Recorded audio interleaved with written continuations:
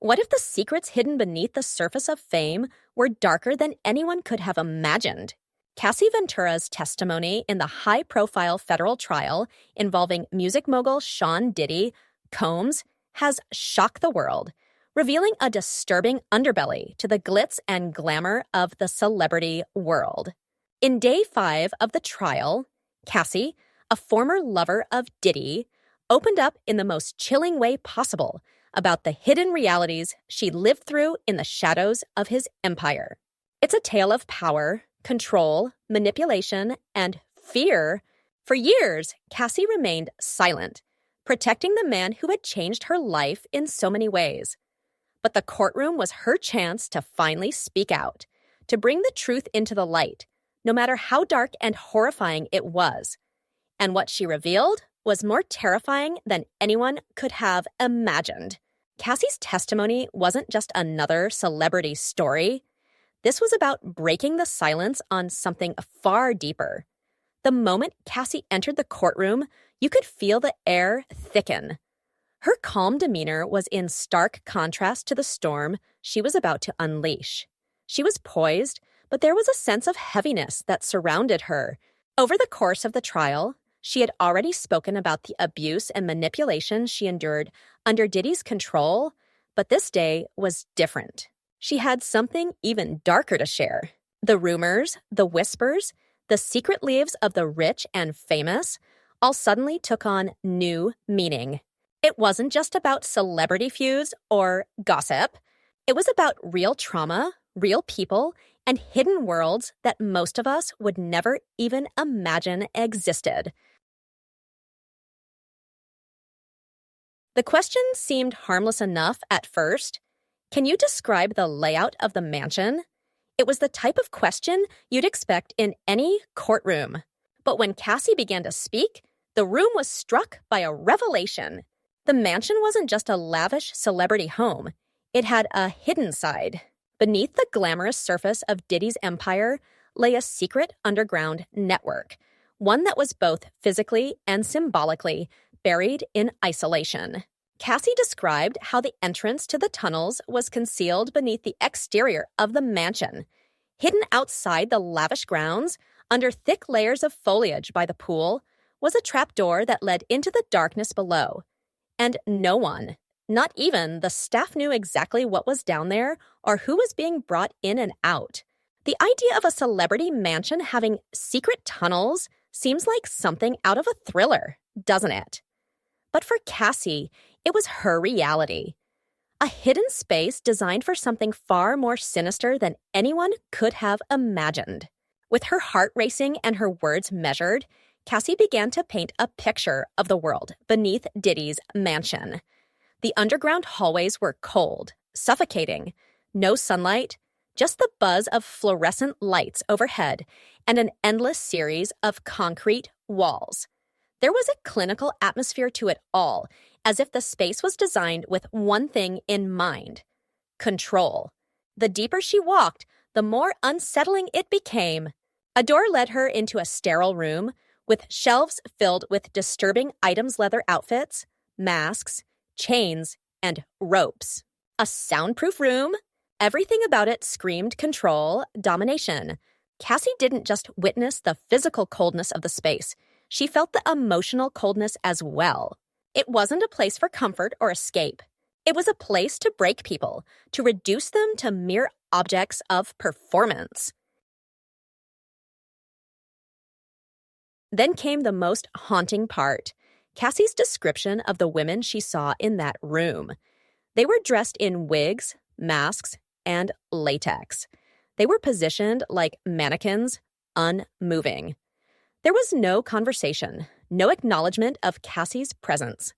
It was as if they were trapped in this role, forced into a world where they had no agency. As Cassie moved further into the dark depths of the tunnel, she couldn't shake the feeling of being watched. And indeed, it was clear that those in control of this underground world were doing just that.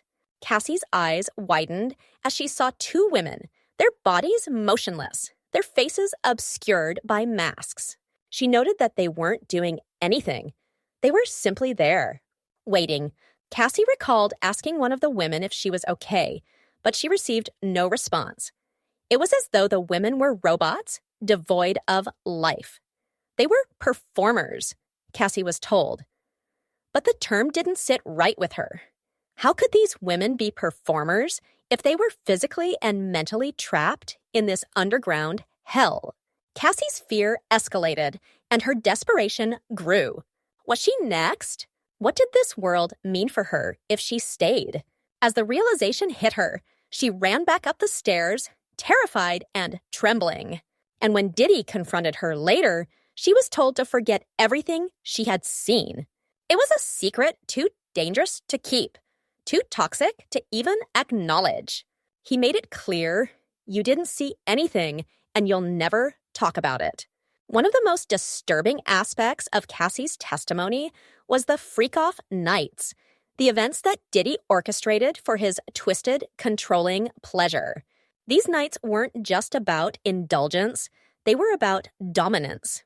Cassie was drugged, made to feel powerless, and pushed to participate in these grotesque rituals. And Diddy wasn't just the mastermind, he was the one calling the shots. His hands were on everything, from who participated to what roles each person would play. These were not your typical party scenes. These were exercises in manipulation, control, and depravity. Cassie explained how she felt as though she had no control over her own body, how Diddy and his staff made her believe that compliance was her only choice. As the nights turned darker, Cassie found herself drawn into a toxic cycle. The drugs became a regular part of her reality. Each time Cassie attended these freak-offs, she was given something that would dull her senses, make her forget, and make her feel less like herself. But the drugs weren't the only thing keeping her trapped. It was the mental and emotional manipulation.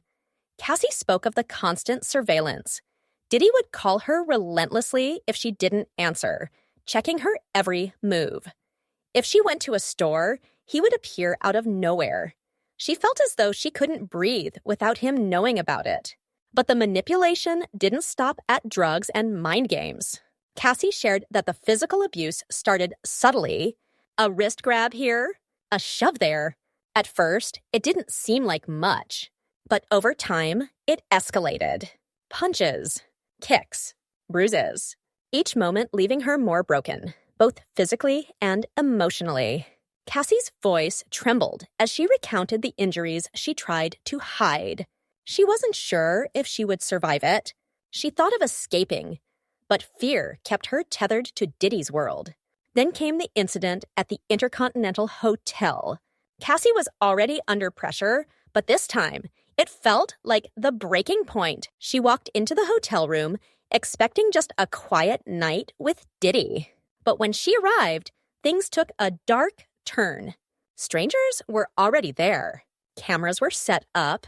Cassie was drugged again, but this time, the disorientation was almost complete. The events of that night were a blur, but what haunted her more was the aftermath. She had to attend a movie premiere the next day, wearing the scars of what had happened, both physical and emotional. It was the moment she knew she had to leave. Cassie was done. The days after Cassie left were not easy. She had to rebuild her life from the ground up. Therapy helped, but the pain lingered. And then there was the lawsuit.